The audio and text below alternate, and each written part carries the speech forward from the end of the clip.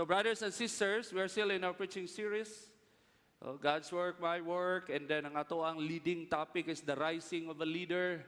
And in the rising of a leader, we learn that there are many seasons for you to become a leader. You have this turning point, and you also have this rooting season. No? And I suggest, my dear brothers and sisters, now we should not judge people by their season. Please don't judge people by their season. No, because God respect that. No, God allow it to happen that all of us, we have our personal growing, and then naatay kanya-kanyang dealing diha sa Ginoo. No, so possible na uban sa inyohan napaka sa imong turning point. Nga napaka sa imong decision making sa imong life, kung unsa gyud ang imong i-prioritize, kung unsa gyud ang imong seryosohon sa imong kinabuhi. Kung unsa ang mga steps nga imong i-take nga naay dako nga kalabutan sa kabag-uhan sa imong kinabuhi ug sa imong lifestyle. Possible uban sa inyo naa ka sa imong rooting season nga you are still building more relationship with God, you are still learning about God, you are still dealing yourself, dealing your foundation, dealing your relationship with God, and that's really okay. There's no wrong with that. No, all of us, we all have seasons. No? And the best thing that we can do, no, to see our brothers and sisters, na, uy, si brother, napa siya sa iyang turning point. So let's pray for that person. He will be able to see the glory of God in his turning point. Amen? Same with Apostle Paul. Same with Apostle Paul. Now, if you are in your rooting season, let's pray that God will help, no, our brothers and sisters to take root, nga di gyud maukang, di gyud mabali, o di gyud ma-shaken, igsoon. And right now, the third season that we're going to discuss is the growing season of a leader. So nanata sa growing season, turning point, rooting season, and then growing season of a leader. Let's read 2 Peter chapter 3, verse 15 to 18. It says here, Apostle Peter said, "And remember, our Lord's patience gives people time to be saved. This is what our beloved brother Paul also wrote to you with the wisdom God gave him." Verse 16, speaking of these things, and that is the end time, what is happening in their time. Speaking of these things in all of his letters, some of his comments are hard to understand, and those who are ignorant and unstable have twisted his letters to mean something quite different, just as they do with other parts of Scripture. No, sa panahon ni Apostle Peter o ni Apostle Paul, common na day ng twisting of Scriptures, igsoon. Dili lang day na karon nagapaghitabo. No, nga naay mga mangwawali, bukuha sila bersikulo sa Biblia, tapos i-twist nila. No? Gamiton nila ang Biblia for their own benefit. No? And verse 17, "And you already know these things, dear friends, so be on guard, then you will not be carried away by the errors of these wicked people and lose your own secure footing." In verse 18, mo ni siya atong gusto emphasize igsoon, mo ni ato ang emphasize sa ato ang first at discussion of the growing season of a leader. "Rather, you must grow in the grace and knowledge of our Lord and Savior Jesus Christ." According to Apostle Peter, naay nagapanghitabo, no? Scoffers will scoff in the end time. Naay mga tao mingon, sige kag ingon nga hapit na mobalik ang Ginoo, thousands of years na wa maghapon ibalik ang Ginoo. No, naay mga tao mingon nga di nami mo to ana kay daghan na kay niingon. For example, diri sa Marilog, naitabo sa una igsoon mga year before 2000, naitabo sa Marilog nga nay mga nangadto dadto nga mga missionary nag-ingon nga mobalik na daw si Jesus. So unsay gibuhat dadto igsoon, giingnan ang mga membro nga ibaligya na ilang mga yuta kay wala nay pulos, mobalik na si Jesus. Same sa naitabo sa kapihan ba. So gipamaligya nila ilang mga kabtangan igsoon kay mobalik na daw si Jesus. Pero wa magyapon ni balik, pero wa na nabalik ang ilahang mga kabtangan. And then, in the time of Apostle Peter, nahitabo sad na siya, they talk about end times, and scoffers, they scoff, and people, they twisted the Scripture, and then they misled people. to the errors, no, nga ilahang gidala igsoon. And according to Apostle Peter, given that there are scoffers who will not believe the end times, given that there are people who will not take the Word of God seriously, and at the same time, there are people who will twist the Bible, gamito nila ang Biblia, no, malion nila paggamit ang Biblia para maka-benefit sila. Ang encouragement ni Apostle Peter, you must grow in grace and in knowledge of our Lord and Savior Jesus Christ.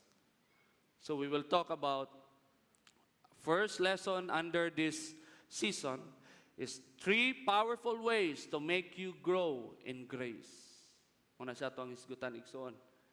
No, kay kuyaw man kaayo ang giingon ni Apostle Peter, no, be on guard and you will not be carried away by the errors of these wicked people and lose your own secure footing. No, grabe na ang error nga nagapanghitabo. Prosperity preachers, extreme Pentecostals, extreme charismatics, extreme evangelicals. No, napay mga kulto din sa Davao, naay kulto dito sa Surigao. Grabe na kagubot ang kalibutan igsoon. Fake religions are everywhere. And the best advice gikan kay Apostle Peter, you must grow in grace. So seryosohon nato ng grasya. Paunsa ta mulambo sa grasya igsoon. Kay naaday say gahom, no? Naaday say effect sa usa ka tawo igsoon na pag mulambo ka sa grasya sa Ginoo, di ka madala basta-basta. Pag mutubo day ka sa grasya sa Ginoo, no, makabaton ka o perspektibo igsoon nga di gyud mapukan bisag unsaon pagbuhat sa kalibutan ug sa kaaway. No? So the first way for you to grow in grace is know where you came. Hibal-a asa kagikan. Na importante na siya. Naigingon sa Pilipino nga coach nga ang hindi marunong lumingon sa pinanggalingan ay maliligaw. Ba? No? Hindi marunong lumingon sa pinanggalingan ay hindi makakarating sa paroroonan. Joke lang to ha. No, know where you came. Importante ni sa igsoon. No? Nakabaluta sa tagikan kay pinaagi ni ana igsoon ang grasya sa Ginoo mulambo sa tuang kinabuhi. Now let's read Isaiah 66 verse 1. Gingon din This is what the Lord says, heaven is my throne and the earth is my footstool. You see the exact location, no? Ang Dios naa sa iyahang trono, ang langit ang iyahang trono, ang yuta iyahang tiilan. Taga-asa man kaigsoon, taga-langit ka o taga-yuta ka. Pastor, taga-langit ba ami pastor kay nito? Yes, taga-langit ka pero karon ba asa ka nasa langit, nasa yuta. Nasa yuta, pastor. So ang posisyon nato igsoon naata sa tiilan sa Dios. Amen. Mao na siya nga to ang exact location ug naay wisdom din ha igsoon. Nakitang tanan bisag unsa pa ang ato ang status sa kinabuhi, pag ikaw si Bill Gates, ikaw si Elon Musk, no, ikaw ang presidente sa Pilipinas o presidente sa United States of America. Pero ngalan nga nagingon ang pulong sa Ginoo that heaven is my throne and the earth is my footstool. All of us, we are under God's feet. Amen? So if we are under God's feet, tanaway mo ang tiil. Say na adiha. Tanawa, seryoso. Abog, limpyo, dili. Limpyo imong sapatos, dili. Hugaw no. Kaniagi naman kag bagkiruhan. Di ba? Hugaw good. No? And Psalm 103 verse 14. According to the word of God, for He knows how weak we are. He remembers we are only dust. Makes sense. Amen? According to God, heaven is my throne and the earth is my footstool. Sumbanan daw, tamakanan daw sa Dios ang kalibutan. Ang kalibutan ba igsoon gihimo ng gingharian sa tao. No, grabe na ang investment sa kalibutan, no? Kung adto ka sa balay ni Donald Trump, no, ang molding sa iyahang balay bulawan igsoon. Ang molding sa balay bulawan. As in real gold. Ang iyahang toilet bulawan. Oh, pangutanag bulawan ba'y mahulog po dito? No. Pag magdamgo ka og, di ba? Pag magdamgo ka og kuan daw. Ana to mga katiguangan na pag magdamgo daw ka og kanang TAE. Pasabot anak madato daw ka. Tuo sad miya sa una ba kay kadaghan ko nagdamgo nga nagbaha daw og kuan. So kung magbaha jud ni kwarta siguro wa man pas ka namang pobriha No? Ang kalibutan igsoon gihimo ng gingharian sa tao. Makita man na nimo no unsay paningkamot sa tao, unsa nga gingharian ang gitukod sa tao. Pero according to the Bible, according to God, ang kalibutan iya tumbanan. No, kung sa balay ba, unsa ang tumbanan didto? Bago ka mosulod sa balay, trapo. Tumbanan. Now, according to the Bible also, that He remembered that we are only dust. No? Hinumduman daw sa Dios nga kita igsuon abo. Mo siguro nang mag-coincide siguro no pag maligo ka, di ba? Kinsa ba diri maligo nga wa joy dalikdik? Wa joy kay makuha ba? Grabe limpiuhas kung lawas Pero majority siguro, mingon na lang kung majority kay basig naa joy exceptional diri. No, pag maligo ta igsuon, nagapanlugod ta, tapos natay makuha nga mga hugaw, di ba? Naday wisdom ana igsuon. Naday wisdom. No, pag makita kag dalikdik sa imong lawas, kay mong grabe tinuod jud ang Biblia bagikan gyud ta sa abog. Grabing abog That is really true. That is a humbling truth. No, that is a humbling truth. That all of us, we came from dust, and to dust we will go. Amen? No? And if we know that reality, because that is the reality of life, gikan ta sa abo igsoon. Ang atoang posisyon naa sa tiilan sa Dios. Ang kalibutan nagitan-aw nato na murag paraiso, kung asa ta makatukod og mga butang nga nindot, abi nato mura nagparaiso, pero sa mata sa Dios sumbanan lang, no? Tamakanan lang sa Dios ang ato ang paraiso. Tungod kay di pod katingalahan igsoon kay kita gikan man ta sa abo. Now, if that is our mindset, we will grow in grace. Amen? Now, we will grow in grace and we will ask many powerful questions about God. And what is that question? In Psalm chapter 8, verse 4, it says, "What is mankind that you are mindful of them? Human beings that you care for them." See that? That is one of the most powerful question a person could ever ask. No? Sa iyang kaugalingon og sa Dios, Lord, unsay naa namo nganong grabe kay ka magunahuna para namo? Unsay naa nako, Lord, nganong grabe man kay ka makialam sa ako ang kinabuhi? No, and you already define yourself. You already know where you came from. You came from dust. No, abog lang tagikan igsuon, gimugna ta sa Ginoo, gibutangan og kinabuhi. No, pero dili ma-deny nagikan ta didto, mo kay nang pagmamatay ta mahimo pud tang abo. Og wa joy mahabilin igsuon. No? And then mangutahan ka sa Ginoo, Lord, unsay naa nako? That's a humbling question. That's a humbling question. Namangutahan ka sa Dios, Lord, unsay naa? Unsay naa sa kuha? Unang sa una, pag musakay kog bus, gikag Bunawan, no? Mo eskwela kog UM sa una, napa ko sa charismatic ministry sa una. Nya, taas-taas man ang biyahe kay isa ka oras ba? So, naga-music ko, nya, tanaw ko sa clouds while magsakay og bus. Muna akong ginabuhat sa una. So, dapat naadyo ko sa bintana. Tapos, every time magdagan ang bus, magsige ko gunahuna, ang nagdatuyok sa kong una-una igsoon, Lord, sa kadagandaghag tao sa kalibutan, sa Bunawan, sa Davao, nganong ako gyud? Nganong ako gyud? Sa kadagandaghag tao, no, nganong ako gyud imong gipili? No, una ko, Lord, unsa gyud ay kalalom imong gugma alang kanamo? Mo na ako ang nagatuyok sa kong una-una igsoon while musakay ko og bus. No, I was so perplexed with the reality nga dili ko angayan tawgon sa Dios. I am not worthy to be called as a child of God. I'm not worthy to be called as a servant of God. I'm not worthy to be called as God's church. As part of God's church. Pero mo na'y na-stuck sa ko ang pangutana nga hantod karon igsuon, always na nagabalik-balik sa ko ang hunahuna. And by God's grace, that's how God training us to grow in His grace. No? Anong kabalo ka, klaro sa imo asa kagikan, no? Abulang ta, imugna ta sa Ginoo, itagaan tag kinabuhi.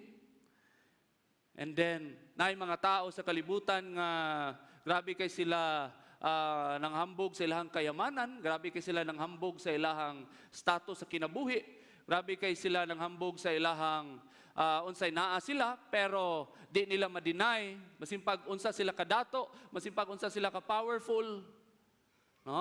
Mamatay gihapon sila, whether they like it or not, ug mahimo gihapon silang abo. That's a very massive wisdom for all of us to grow in grace. Amen? No, diha ang sumbanan sa grasya igsoon. Pag di mo na ma-reconcile, di jud ka mulambo sa grasya sa Ginoo. Di jud ka mulambo sa grasya sa Ginoo. Pag di mo na ma-reconcile. Now, thoughts to reflect. You grow in grace if you constantly remember where you came from. So make a habit of reminding yourself kung unsa ka sa una. Makasasala ka, pariwara ka, wala jud kay righteousness. No, imong motibo, ang imong unahuna, hugaw kaayo. Wa jud ka nag-desire nga usa ka adlaw ni ana luwason ka sa Ginoo kay lahi imong desire. Ang desire nimo kalibutanhon nga desire. And then usa ka adlaw ni ana na ini-invite sa imuha sa church, na ini-invite sa imuha sa life camp, na ay nag-evangelize sa imuha. And then gidawat nimo si Kristo na bago imong kinabuhi, gitagaan kag chance sa Ginoo nga mangalagad sa iyaha. Make it a habit, no, that every day you remind yourself kung asa kagikan igsoon. You will grow in grace. Second, growing in grace means growing in humility. I'm so consistent with this. No, we read from the Bible that God opposes the proud but give grace to the humble. No, nindot kay igsoon na pag mulambo ka sa grasya, mulambo puday ka sa humility. No? Kung kanang mga dato dinha, no, kanang mga ka-level nila Donald Trump, mga mayayaman nga tao, mga di na gyud maduulan nga mga tao sa sobra ka dato, daghang kay bodyguard. Kung makaunahuna sila igsuon nga abora day sila gikan, no, kay usa ka adlaw ni ana naligo sila sa swimming pool, daghang kisagaw. Nang nakapanlugod sila, kunahuna sila, grabe. Dato naman jud ko. Oh, 10 billion na ako ang net worth pero na magyapon ko'y bulig. No, so nani wisdom, no? Nga di ma-deny nga abo jud. Gikan gyud sa abo. No? If tanang tao igsoon magunahuna sila nga gikan day sila diha.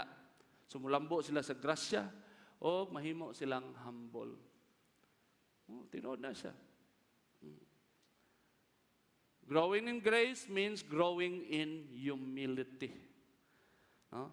The second powerful way to make you grow in grace is know your limitations. First, know where you came. So, nabala na nato, direct to the point ang ato ang gisgutan. Gikan ta sa abo. Naalang ta sa tiilan sa Dios. Kung naay literal nga tiil si amahan, igsoon, kita tong hugaw sa iyang tiil. Unana ta. No? Kuyaw gali kayo ang mga seraphim, ang mga anghel ba? No, na nakita ni Ezekiel, no, ni Isaiah. No, sa dihang ang mga anghel mo atubang sa amahan, mutabon nay unom ka pako, mutabon sa ilahang naong, mutabon sa ilahang tiil. Ngano man, iba ang mga angel nga nakakita sa himaya sa Dios, dili sila worthy makakita sa dagway sa Dios. Unana sa kabalaan. No? So kita, no, we know where we came. No, naata dito sa tiilan sa Dios, abulang ta. No? So unsay naa sa ato grasya gyud na sa Ginoo. Amen? Grasya sa Ginoo. O pag mulambo ta diha sa grasya sa Ginoo, mulambo sad ta sa humility. So know your limitations. Importante kayo. Now if you want to grow in grace, you know your limitation. You know your weaknesses. Now in 2 Corinthians chapter 12, verse 9 to 11, Apostle Paul said, each time he said, my grace is all you need. My power works best in weakness. So now I am glad to boast about my weaknesses so that the power of Christ can work through me. That's why I take pleasure in my weaknesses and in the insults, hardships, persecutions, and troubles that I suffer for Christ. For when I am weak, then I am strong. Na wisdom igsuon. Usahay buratag ma-feel bad ba nga ang reality sa ato ang weaknesses, human limitation, human weaknesses. Mao nay ginadeal nato matag adlaw igsuon. Walay tao igsuon nga walay weakness. Naa kita. Ngalan nga tao ka, naa jud kay weakness. No? Ug mao na sa ato ang problema. We don't like our weaknesses. We don't like even admitting our weaknesses. Di na to na kaya igsuon. Naturally, as much as possible, if people will ask about us, no, we always say, unsa ang mga butang nga maayo ta sa ato ang kinabuhi. Mao ginato ang ingon. Amen? Job interview. Oh.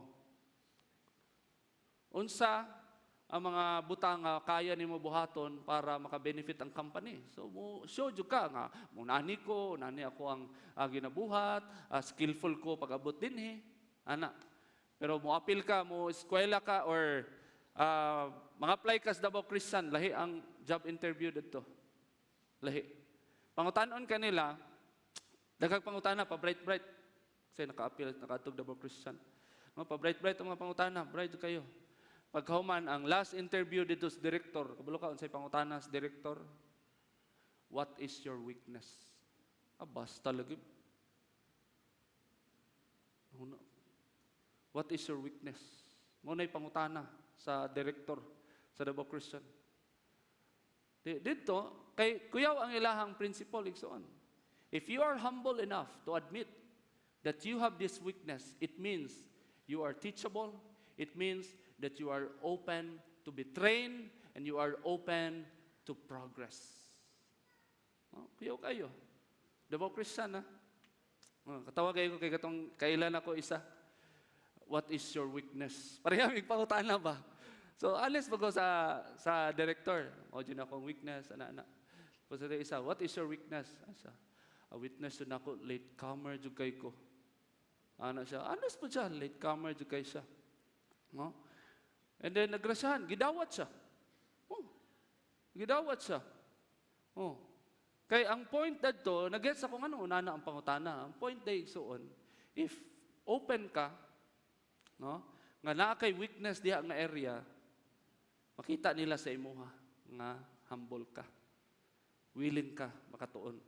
No? So, in knowing our limitation, there is really a great wisdom. Na-encounter sa na ni Apostle Paul, igsoon.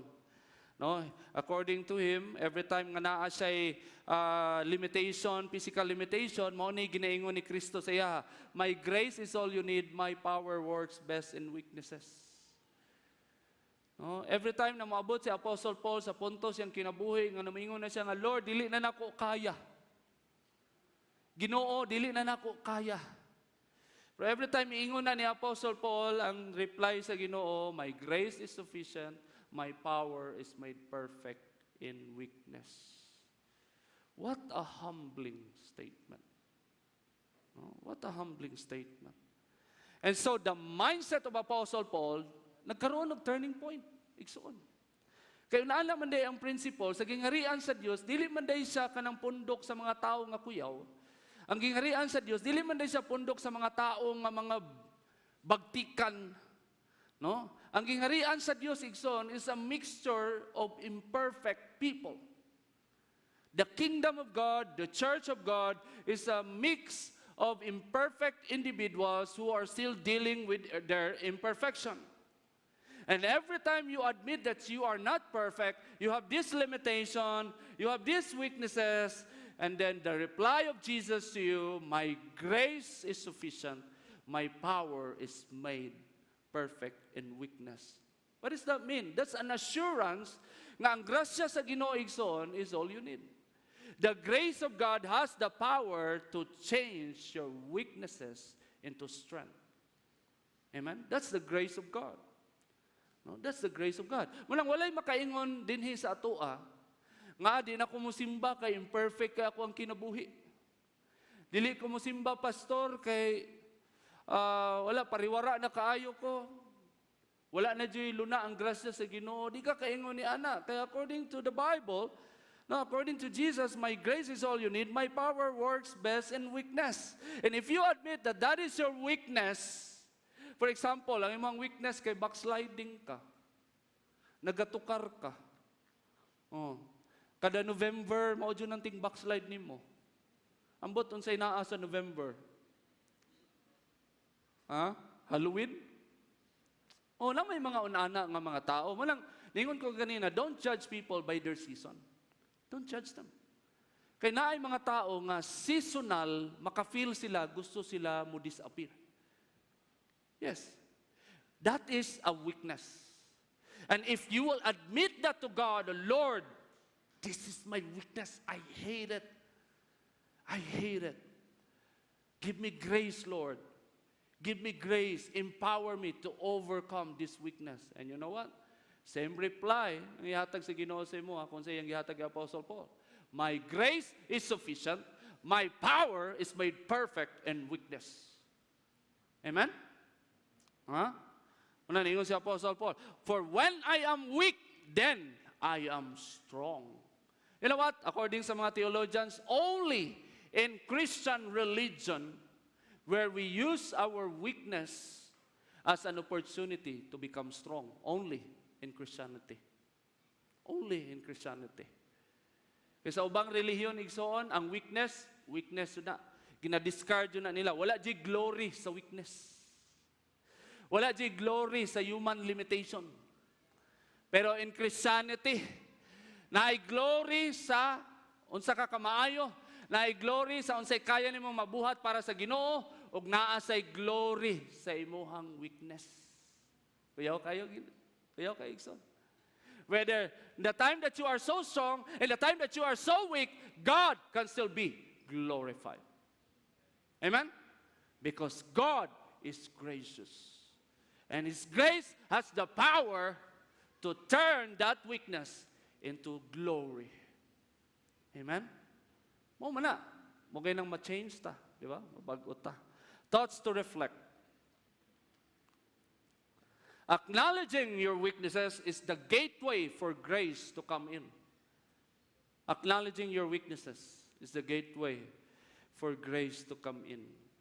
Remember that it is by grace you have been saved through faith and not by works. Ang imong kaliwasan, grasya. Ang pagkabago sa imong kinabuhi, grasya.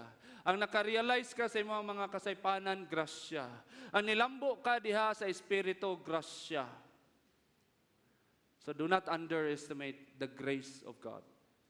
If you acknowledge that you are weak before God, Lord, naadyo ko'y mga kasaypanan sa kong kinabuhi. Lord, naadyo ko'y limitation, di na dyan ako kaya, Lord. Doubtful kay ko nga pagkatao, Ginoo. Lord, na ako'y tendency, Lord, sa kuang kasing-kasing, Lord, nga di na ko okay. Admit that before the Lord. And I tell you, you are opening the grace of God to come in your life. And do not underestimate God's grace, because the grace of God has the power to turn weakness into glory. And second, the reality of human weakness magnifies the ability of God to empower. Muni amazing, nakaalam gikan sa pulong sa Ginoo. No? The reality of human weakness magnifies the ability of God to empower. Kung unsa ka ka-weak igsoon, tanaw nimo si mong kaugalingon, ubos sugay ka nga tao. Ubos sugay ka nga tao. No, very weak person. Weak sugay ka sa tanang area si mong kinabuhi. You are weak financially, you are weak emotionally, you are weak physically, you are weak psychologically, you are weak spiritually. Tanan. Overwhelming weakness. Pero kabalo ba ka igsoon? Sa unana nga status igsoon. Naay wisdom. Okay? ipakita sa Ginoo sa imuha kung unsa ka ka-weak sa imong pananaw, unana sad ang amount sa gahom nga kaya i-manifest sa Ginoo sa imuha, nga masyak ka apil ikaw paunsa nahitabo nganong nabag-o ka. Kay mao nay tumong sa Dios, igsoon. Wala nahadlok ang Ginoo o dili ang Ginoo, dili siya hopeless mutan-aw sa imong weakness. Nakaning bataan grabe ka weak. Oh. Namingon ang Ginoo nga hopeless siya. No. Every time makita sa Ginoo ay imong weakness, masig unsa pa na ka baba, masig unsa pa na kalala igsoon, dili ma-challenge ang Ginoo. Ngano man, kang iyang grasya o ang iyang gahom igsoon, walay imposible sa iya. Amen? Huh? Your weakness magnify the ability of God to empower. Your weakness will remind you that God is powerful. Your weakness will remind you that God is powerful. He has all the strength that you need. He has all the strength that you need. He can empower you. He can change you. He can give you hope. He can give you an opportunity where He can use you for His glory. If you are just humble enough to admit that you are weak before God. Stop pretending that you are strong. Stop pretending. Oh, stop pretending. Admit it before God. Lay it down, Lord. Oh, pwede ni mo mailad imong mga brothers and sisters, pero ang Ginoo di ni mo mailad igsoon. Ug mo nay sikreto, kung gusto ka mulambo sa grasya, if you want to become a rising leader, you have to have that kind of heart. You admit before God that you are weak, and then you let the grace of God empower you. Amen? Because the grace of God is enough. The third one, powerful way that will make you grow in grace is know your destiny. Know your destiny. First, know where you came, know your limitations, and now know your destiny. Kung kabalo ka igsoon, asa ka padulong, mahumble down ka sa Ginoo. Kung kabalo ka asa padulong ay imong kinabuhi, asa man ka? Heaven or hell? Wadi gusto og impierno no. Kita gyud tanan. Amen. Apila mga palahubog nga nagainom diha daplins bangkiruhan, pangutana na, heaven or hell? Mingon just like heaven. No. If you know your destiny, you are certain asa ka padulong igsoon, you will grow in grace. Kung kabalo ka nga langit day ang imong ending sa imong kinabuhi, mulambo ka sa grasya igsoon. Now in Philippians chapter 3 verse 20, according to Apostle Paul, but we are citizens of heaven, where the Lord Jesus Christ lives, and we are eagerly waiting for Him to return as our Savior. According to Apostle Paul, we are citizens of heaven. Kitang tanan, mga Kristiyano, mga tao nga nituo, nagrasyahan, no? Sa grasya nga giula ni Kristo, kanatong tanan. We are all citizens of heaven. In Romans chapter 8, verse 29 to 30, Apostle Paul said, for those God foreknew, He also predestined to be conformed to the image of His Son, that He might be the firstborn among many brothers and sisters. And those He predestined, He also called. And those He called, He also justified. And those He justified, He also glorified. You see that if you will read one by one all the verses there, all the words there, what you will see, if you will read it beyond or the meaning of it, no, you will see grace of God. Basahon nato sa Bisaya para klaro. Ang Bisaya, kay murag lalom ang kay to.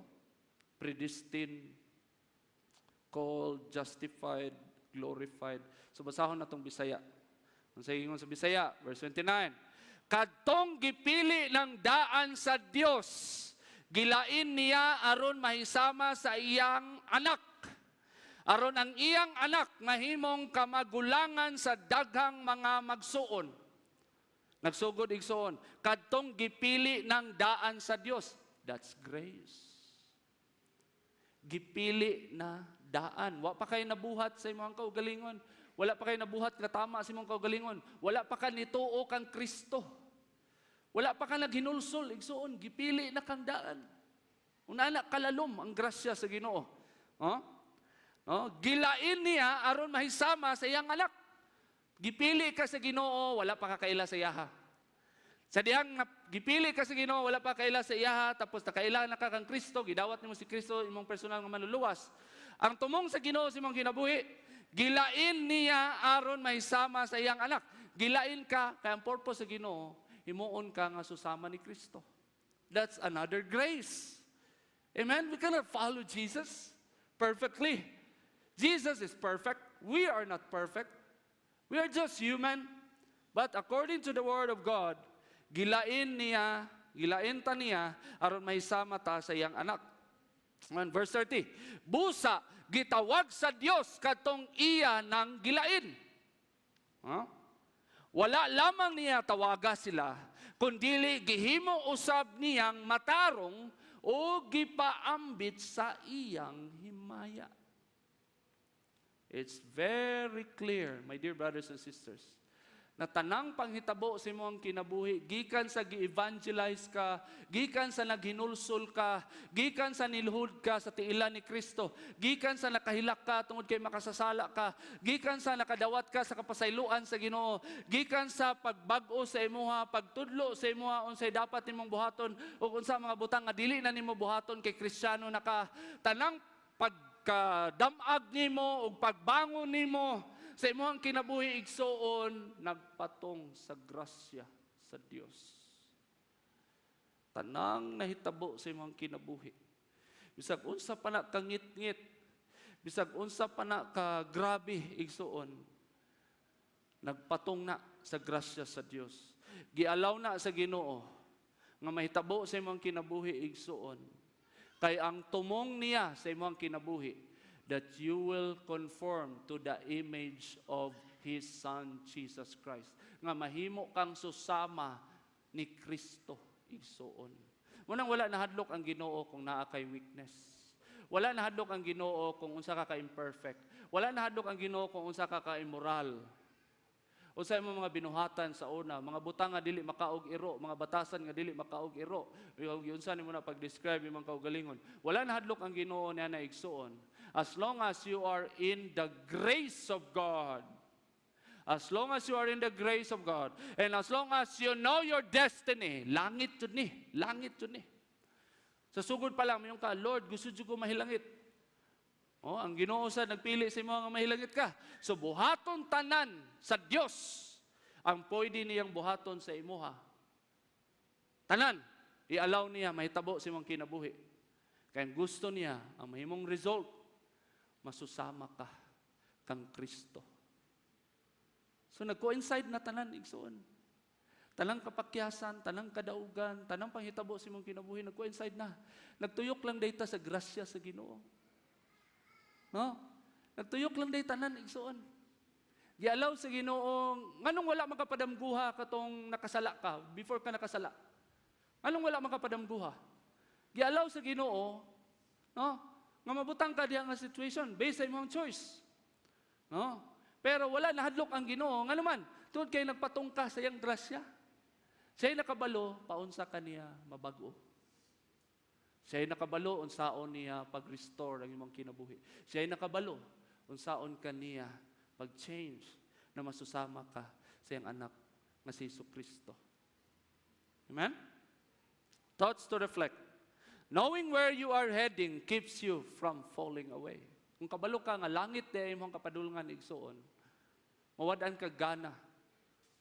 Mawad-an ka gana magpalayo sa Ginoo. Kay duha lang ato ang kapadulngan igsoon, heaven or hell. If you believe that you will go to heaven, if you believe that you are destined to go to heaven, then rely on the grace of God. Next, your destiny is God's justification of breaking, molding, and refining. Tungod kay gidestin ka sa Ginoo nga mahilangit igsoon, mao nay gamiton sa Ginoo nga truth sa imuha para Masabtan nimo nga panahon sa imong breaking moment, panahon sa imong molding moment, panahon sa imong refining moment, na kay pagsalig sa Ginoo. Nga Lord, bisag kung saan pagkusukuso ako ang kasing-kasing, bisag kung sa pay may tabo sa ako ang kinabuhi, Ginoo, salig gayud ko, langit yo'y kapadulngan aning tanan. Amen? That's our God. If that is your understanding of the grace of God, you will grow in grace and you will never be in disgrace. Because the greatest disgrace that you will experience is the disgrace of going to hell. Ora gina igsoon. Amen? Ora gina. Growing in grace. God is challenging all of us, including me, all of us, to grow in the grace of our Lord Jesus. Word to remember. To avoid deadly errors and secure a firm standing, everyone must grow in grace. Grace will make you humble. Your limitations will point you to God, and your destiny relies only in His gracious hand. Your destiny relies only in the gracious hand of God. Munang nag-ingon ng pulong sa Ginoo, God opposes the proud, but give grace to the humble. So our position and our status in life, we are in the humble state before God. We came from dust, no? Naata sa tiilan sa Dios, o we are very weak, we have weaknesses, o di ta makapanghambog, tubangan sa Dios. So gusto sa Ginoo nga mo-rely ta sa iyang grasya, ug mulambo ta sa iyang grasya. Let us all stand.